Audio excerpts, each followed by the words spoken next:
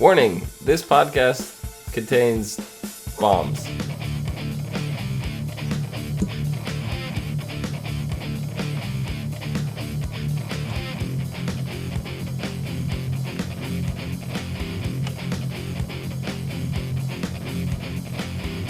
What's up, everyone, and welcome to the SDN on TV podcast for Supergirl, Season 1, Episode 5-ish.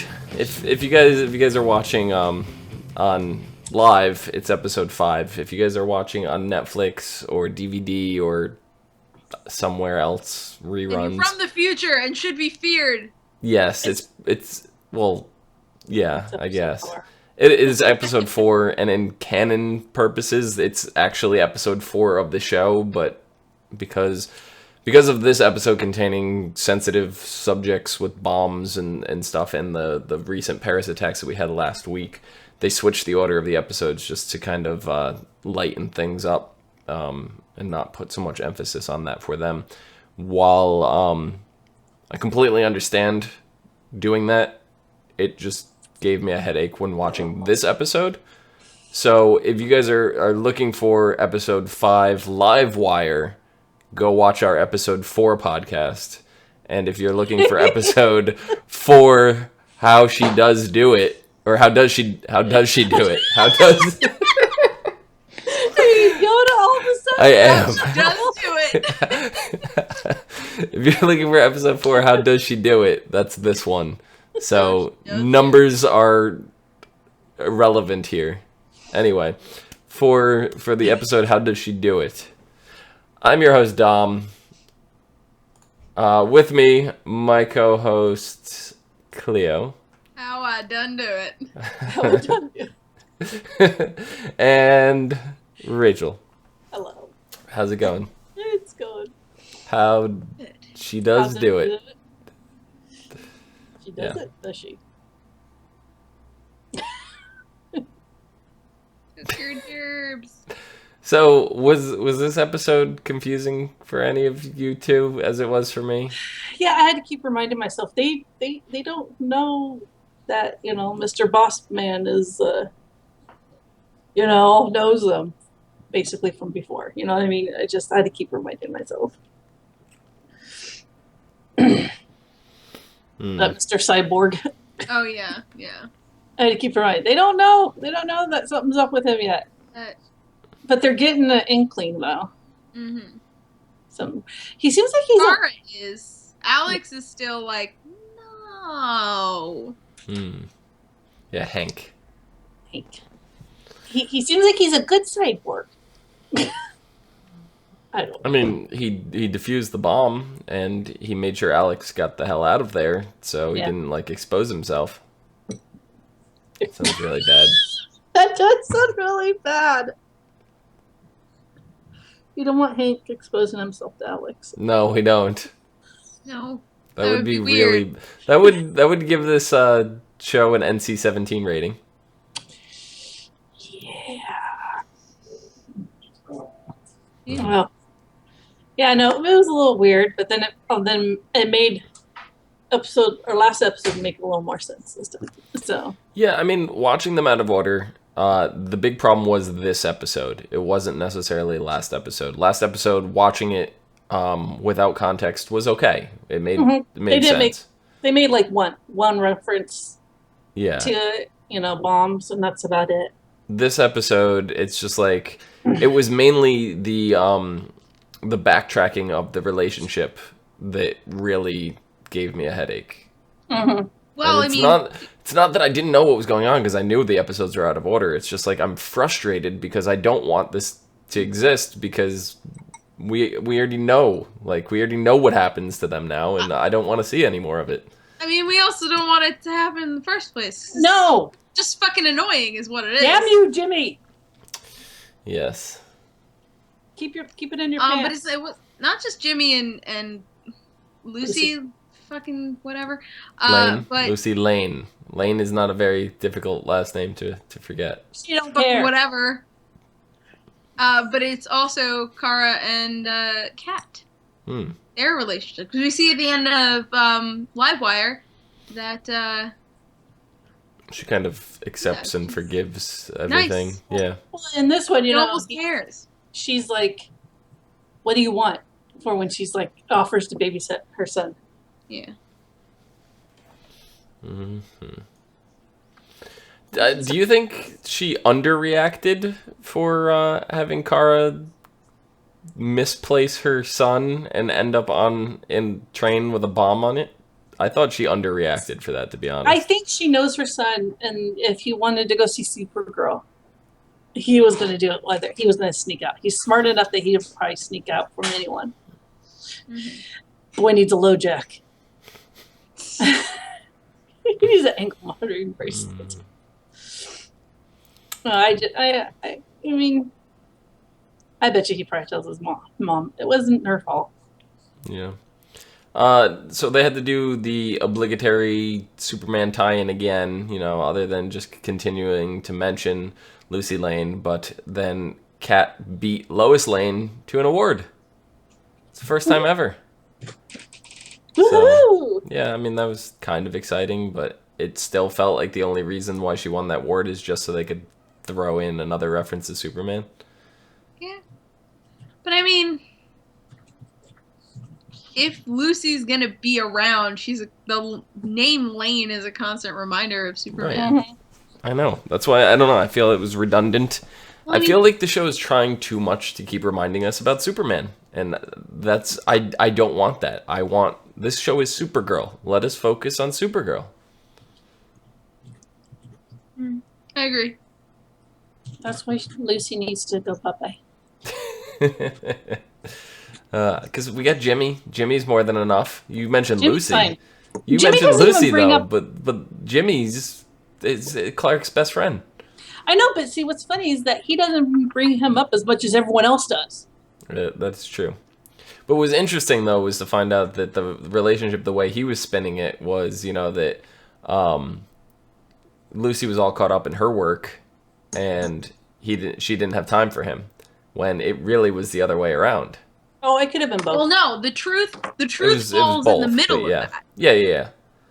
But she said that he did it first, which I don't... He did it first! I mean, I don't disagree with that, because if Lucy... Because if this is the way it went down, we've heard both sides of the story now, so I'm actually taking both sides and piecing them together. If the way it went down was, he kept favoring Superman, they're out for like a romantic dinner and he's like, oh, Superman, and he runs away and he does this and work, oh, Superman, da da da. And then now she's going to do the same thing and she's going to be like, okay, well, I'm just going to focus on my work and get really lost in my job, right? Well, then the shoe's on the other foot for him, and Yeah, well, we don't know how long she's been in the job she was in, or anything like that, so it could have been going simultaneously, 1 minute, one dinner, he's doing it, and then the next dinner, she's doing it. So we don't know. Gildart's in chat is saying Kat won the Superman reference award. It's pretty much what it was. Yeah. So. It didn't bug me as much as it should have. What bugs me is Lucy. I don't know why. Something better. Her character. What bugged me was that she just rolls up to Kara, who she met once. Like she's her BFF or something. Like, let me spill my... It's like, no, Kara, run away. Why are you listening? What are you doing? Stop it. Yeah. After she just got, Alex just had that talk with her. It's like, oh, get out of the friend zone, Like, stop listening to people. Exactly. And I love when Jimmy was in the middle of, talking about everything, and she's just like, oh, well, focus on your work. And then she's like, walks away, and she's like, take that, friend zone. I feel that's what pushed Jimmy to Lucy, though. Yeah, no, it is. Because, listen, you probably, if someone's going on about the friend zone, you probably shouldn't be taking advice from them. Yeah. I'm just going to say that, because as soon as Alex said that, I'm like, this is not going well. This will not go well. No. Yeah, and then the whole, tension between her and Lord. So it kind of fit. Sean Shells in chat is saying Smallville's Supergirl was better, and I actually kind of agree with that. What was that?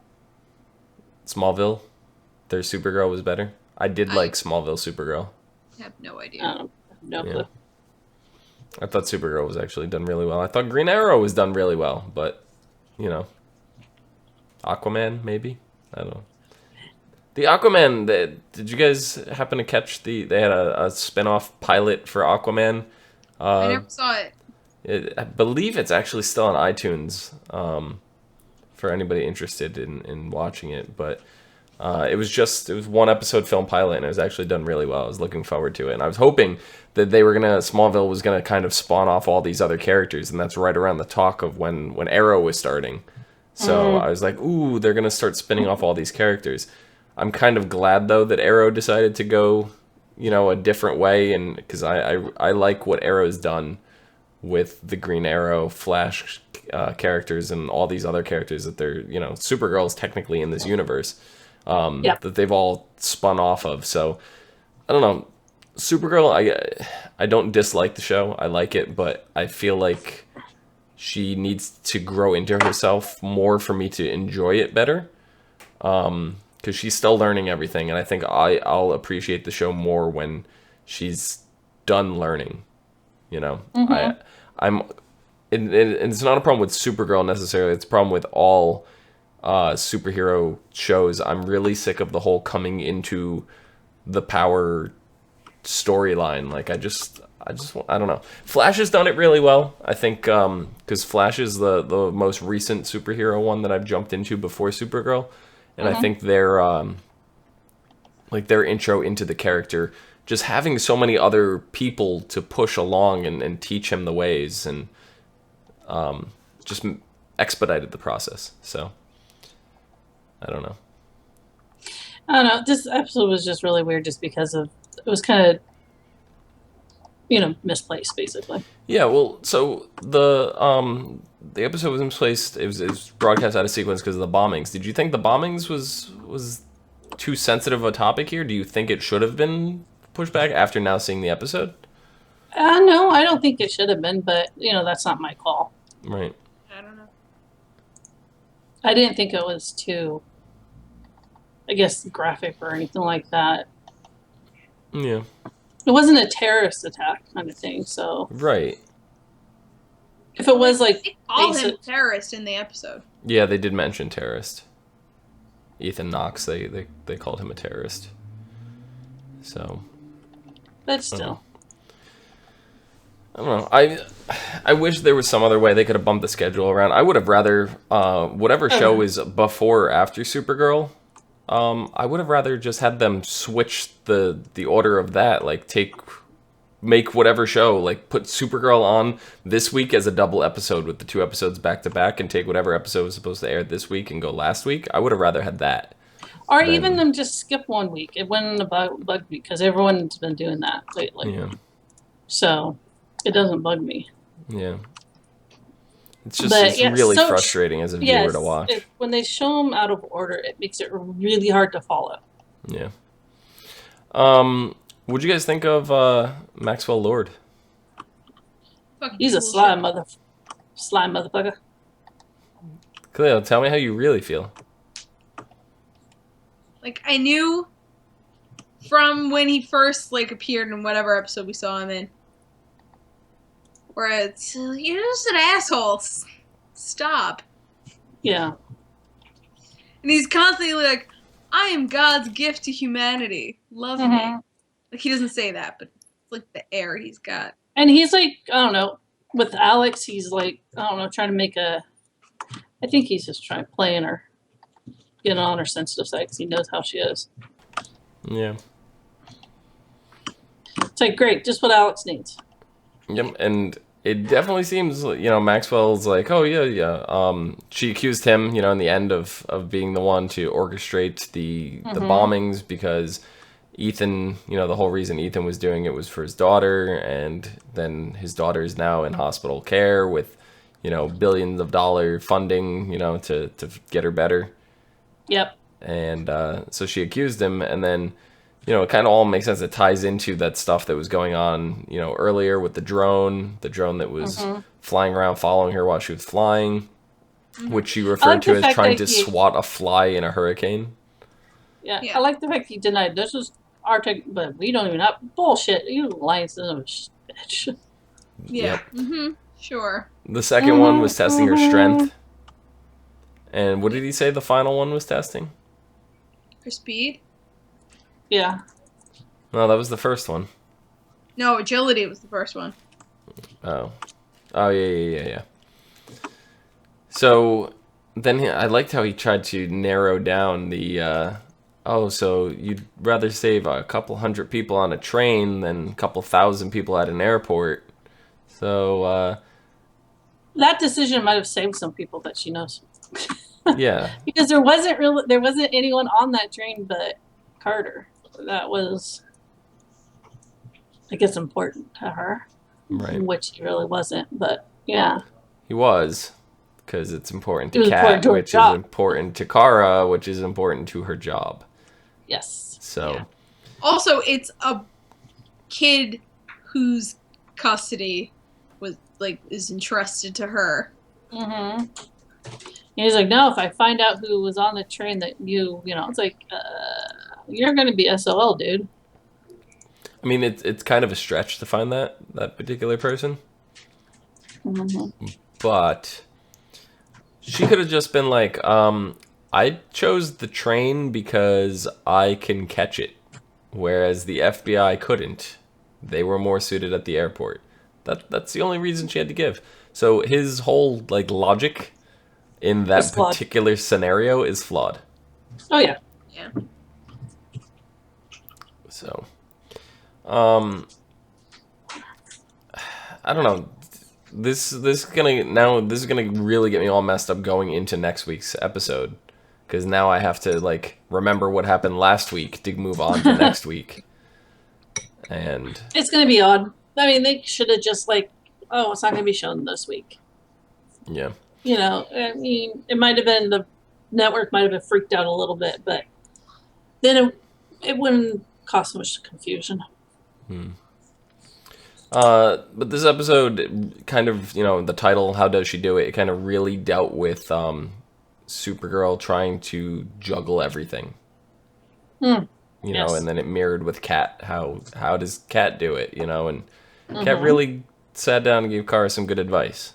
It's something you can't do all at once. You have to slowly build up to it. Yeah. So, do you think that's going to affect Kara's decision in staying in one of these positions? Because she can't be Supergirl, Kara, and a DIA, was it? Yeah. Department of can be Alien Investigation. I don't remember what it was. DEO. Extraterrestrial Organization. Yeah, DEO. She can't be all three, can she?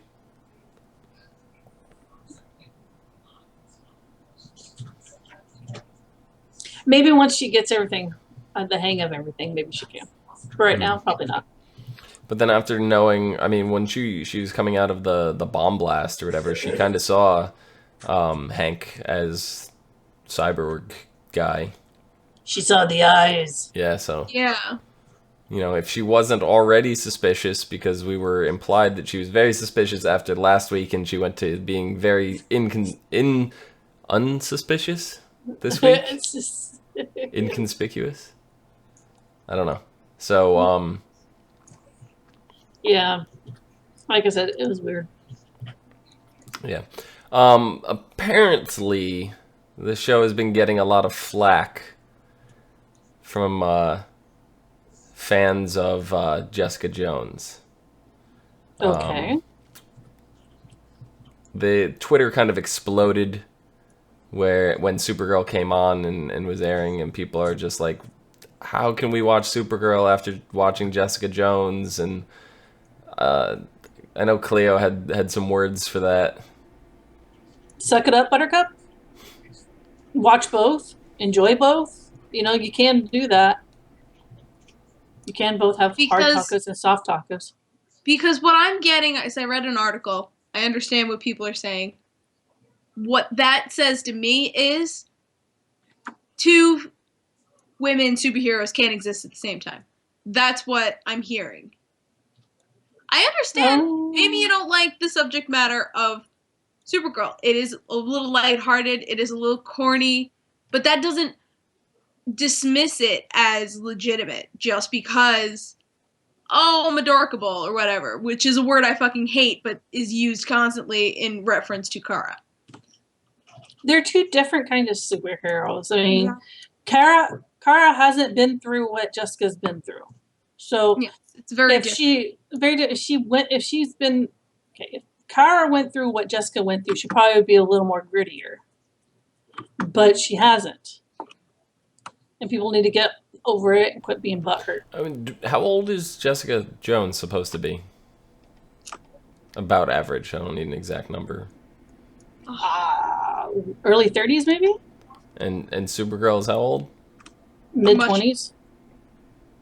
So, it's kind of She's right out of there. college, so yeah, It's kind of right there telling you, it's already two different subject matters. Where Supergirl is more of her transitioning into not only a woman, but to me the whole reference here, with Kara and Supergirl is basically the reference that you get with Spider-Man and being a young boy growing into puberty, and no, I'm not just using that as a joke to make white sticky stuff shoot all over the city.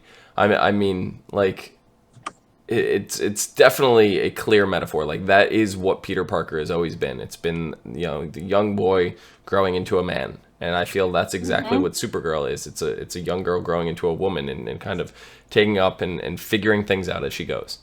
Where Jessica Jones had her shit together, and then she has to deal with, very sensitive subjects like rape and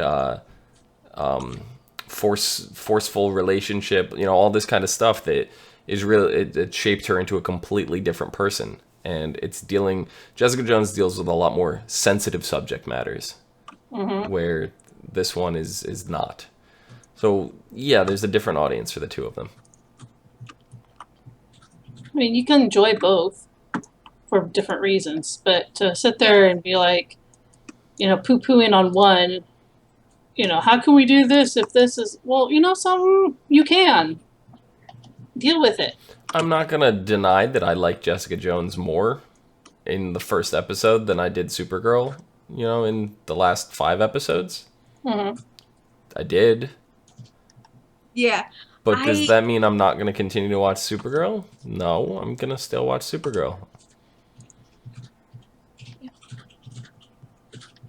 Yeah, I don't know. I don't get it. Heaven forbid, you watch 2. Sean Shells in chat is saying... I just think people don't use their brains and just got angry. Yeah. Sean Shells in chat is saying Supergirl should take advice from Jessica about going after the man you want and not act shy about it. And I think that was also something Cleo mentioned to me in pre-show, which was like, that's really the only thing that Supergirl needs to drop is the stupid love story. I don't think, okay. I have a lot of opinions. I don't know how to say them without getting angry. Get angry if you have to. I don't want to. I don't have the energy for that. She don't have time for that shit. I just don't. I do not enjoy the love bits in Supergirl. That I can say. But I also think that the way she's handling it is not bad. Like, Alex is like, oh, you gotta change the way you deal with things to get out of the friend zone. I'm like, A, friend zone doesn't exist. B, shut up, Alex. You don't know what you're talking about. Friend zone exists for those guys that think they can't because get a girl. She took Alex's advice and drove Jimmy away from her. I don't know if she drove him away. He definitely put him off. Well, definitely, yeah. But because he just got through complaining about how Lucy was lost in her work, and Kara is sitting there going, "Yeah, let's not talk about your girlfriend. Let's focus on our work." Well, yeah, and also, the bomb at the airport where Lucy was going, that helped a little bit. But I also think that if she didn't listen to Alex, she would have listened to what Jimmy had to say. And if she had any common sense, she would have told Lucy, stop talking to me. I don't want to hear what you have to say about Jimmy, because Jimmy's my friend. I was waiting for that. I go, she could sit there and tell Jimmy to shut the fuck up, in nicer words, but she can't tell someone she doesn't know. It's like... I know, but it's like, Lucy's acting like they're all BFFs and telling her the shit. They've only met, maybe once and a half? Yeah. And it's like, really? You're spilling your guts out? You have some problems, chick. You have more problems than, It's just you not getting your boy. 99 problems, and a bitch is every one of them. Oh, God. I hope that she doesn't last long. I really, I hope she's not a regular. I'm sorry, I love the actress. She's amazing. But the character, I just don't like. Gildarts is saying that the love bits in Supergirl is like Smallville with Lana and Clark. Just to say Twilight. Which is to say like Twilight, yeah. Yeah. Kinda is. I haven't watched Twilight, not ever going to watch it. And I'm so sick. I'm already we've had 5 episodes. I'm already sick of what's the friend's name? I don't even fucking know his name because he's pissing me off. When? Whenever, they have they say something to each other, Kara walks away, he's just like mumbles something under his breath. I know. It's just like the longing look. I'm like, oh, stop it. Because he's the, nice guy who's like, if I just do everything nice, then she'll, want to bang me, right? That's how it works. It's like, no, that's not how it works. Stop it. It's like, say something, for fuck's sake. Just say something. Don't look like a sad, hurt little puppy because she's being your friend. I mean, so playing off Gildart's statement, which Jimmy or Wynn? Which one is Edward and which one is Jacob? I don't know. Never watched the movies. Neither have I. It doesn't apply. It's not applicable because Edward and Jacob aren't actually people. You're right. They're written as husks of. And neither are Jimmy or Wynn. Yeah, but they're written like people. They're not written like a sexy werewolf. Body. You know what I mean? I'm gonna say that Jimmy is Jacob and Edward is Wynn. No, I'd probably say the other way around if I had to. I don't see Wynn running around with his shirt off. I don't know what you're talking about. I don't see Wynn running around everywhere with his shirt off. But Jacob, as when I saw, he was the friend. I love how we've turned this into a debate about Twilight. Next week, the episode is called Red Faced, where anger gets the better of Kara. Personal and professional stress get the better of Kara when she goes too far during a training exercise against Red Tornado, a military cyborg commissioned by Lucy Lane's father, General Sam Lane. Also, Kat's tough exterior. God, no more lanes. Also, Kat's tough exterior is shaken. With it to get Red Tornado. Also, Kat's tough exterior is shaken by a visit from her judgmental mother, Catherine, and Alex enlists Wynn to take a look into her father's mysterious death. Yeah. Okay, so what about Red Tornado? All I heard was you just yelling Red Tornado. I will endure more lanes in order to get Red Tornado. Okay, why are you so excited for Red Tornado? Because he's a big part of the Justice League. And he's kick-ass in the comics. And he's got like that... Like whenever anyone makes jokes around him, he's just sort of like got that robotic understanding of jokes. You know what I mean? Mm-hmm. It's just funny. He's just funny. I hope they do him well. I love Red Tornado. Yeah. It should be good. And I'm actually kind of happy the show did not go on, any kind of breaks. We got 2 more episodes at least before the mid-season finale. So I'm glad that the show's persisting through and not doing that. Because new shows especially, when they start doing breaks all the time, you guys remember how frustrating it was to watch the first season of Agents of S.H.I.E.L.D.? Mm-hmm. Mm-hmm. They learn their lesson after that. They don't have a break every 2 weeks anymore. All that shit. Yeah, so Supergirl, I'm glad that they did endure, even though it was frustrating to watch them out of order.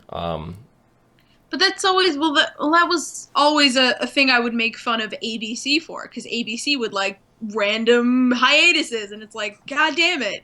Yeah. They do that a lot less now. Yep. So it is good.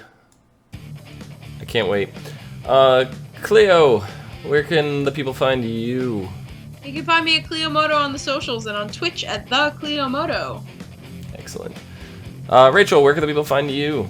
They can find me on Twitter at Savannah17, on Twitch, where I'm supposed to be streaming more, at Savannah. Excellent. You can find me down below at PHENOMEDOM, Phenomenodom. Dude. You can also find us on Facebook, Gmail, G+, Twitter, MySpace, and right here on YouTube at /ASO TV Podcast for some more podcasts for some of your favorite TV shows. Until next week. See you guys later. TTFN. Ta-ta for now. Can we be less confused next week? Yes, we can. Maybe. No, because we still have to put these episodes in reverse order.